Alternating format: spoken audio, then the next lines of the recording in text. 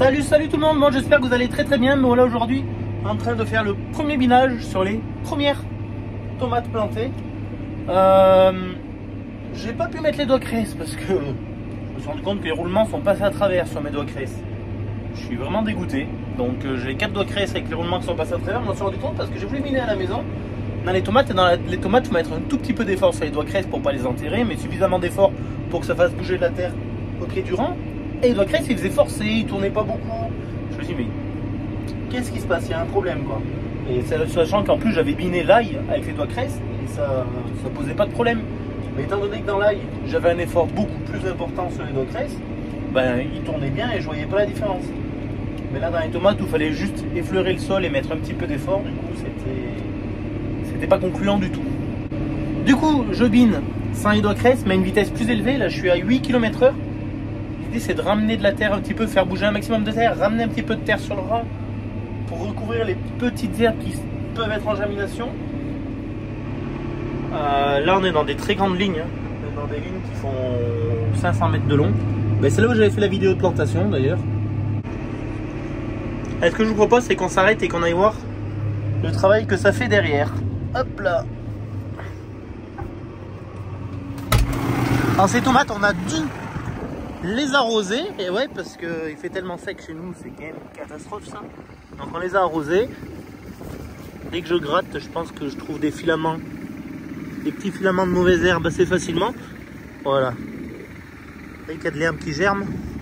Donc là, elles sont plantées depuis, attends, c'était vendredi dernier, donc 8 jours. Donc les racines sont en train de sortir quand même, hop, de la motte. Elles ont bien pris, hein. Elles ont bien pris. Alors on les a plantées dans une terre assez humide et on avait bien humidifié les mottes avant de les planter. Donc là, c'est sauvé.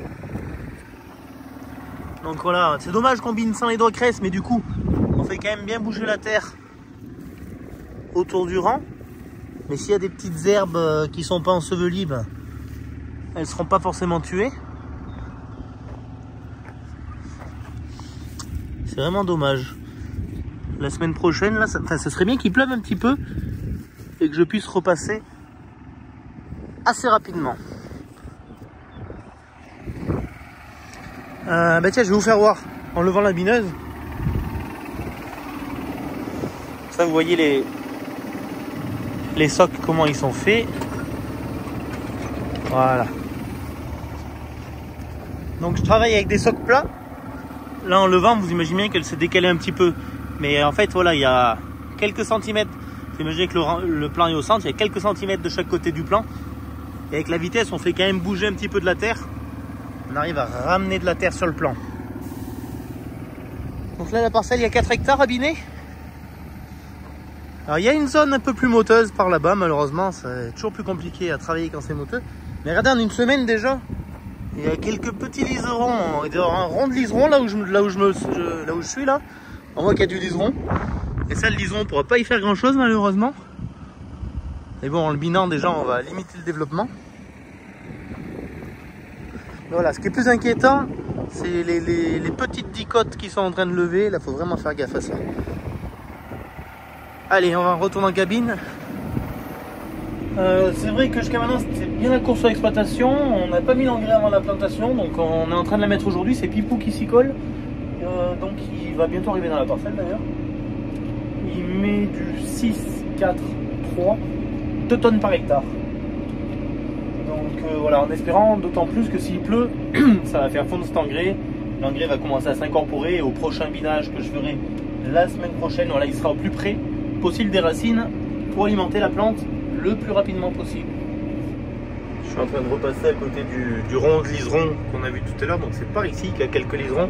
Heureusement c'est un rond, c'est pas toute la parcelle comme ça, sinon ça serait problématique. Très problématique parce que le liseron qui est sur le rang, mis à part le tirer à la main, on n'a pas d'autre solution. Les bineuses ou les doigts cresse ne vont rien y faire du tout. Donc le liseron c'est une vraie liane, quand ça se développe ça va s'enrouler autour des tomates, donc ça va faire concurrence à la tomate. Mais au moment de la récolte, vous imaginez pas la récolteuse quand on arrive dans un rond de liseron. Kevin il gueule, hein. Kevin il dit tu me fais chier. Kevin n'est pas content quand il y a du liseron. Et je le comprends parce que ça bourre, faut faire marcher avec les tapis, c'est une vraie plaie.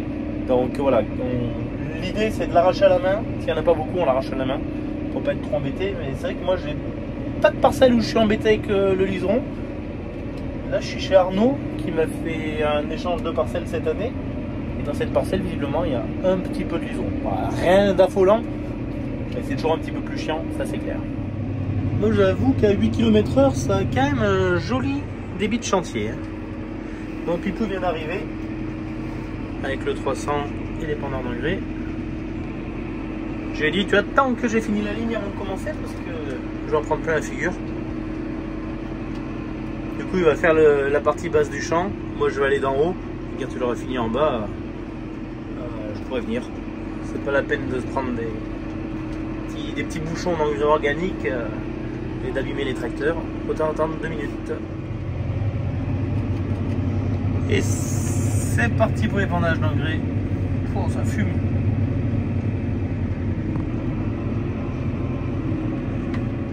Donc ça c'est le nouvel épandeur d'engrais que vous avez vu, qu'on a eu fin de saison dernière. Vous imaginez bien qu'avec les quantités qu'on met, là on met 2 tonnes par hectare. Donc déjà faut pas avancer très vite. Mais c'est un modèle quand même qui a un plus gros débit, qui est adapté au bouchon comme on fait, qui est adapté au fait de mettre par exemple 2 tonnes hectare. Voilà, on peut avancer un peu plus vite qu'avec l'ancien où à 2 tonnes hectare il fallait avancer qu'à 1 ou 1,5 quoi. Puis niveau capacité dans celui-là on peut mettre 5 big bags. Voilà, dans l'ancien on mettait 2 big bags de moins, donc ça change quand même. Là il est parti avec 2 tonnes et demie, sachant qu'il met 2 tonnes par hectare, il fait voilà 1 hectare, un peu plus d'un hectare, 1 hectare 25. Alors qu'avant on serait parti avec 1 tonne et demie, on faisait même pas 1 hectare. Sachant que là on est un petit peu loin de la maison, en tracteur on met 20-25 minutes quand même je pense pour venir. Donc voilà, ça joue mine de rien. Bon sur ce les amis, je vais vous laisser. Je vous souhaite à tous un très bon long week-end. Je vous dis à très bientôt dans une prochaine vidéo. Ciao ciao.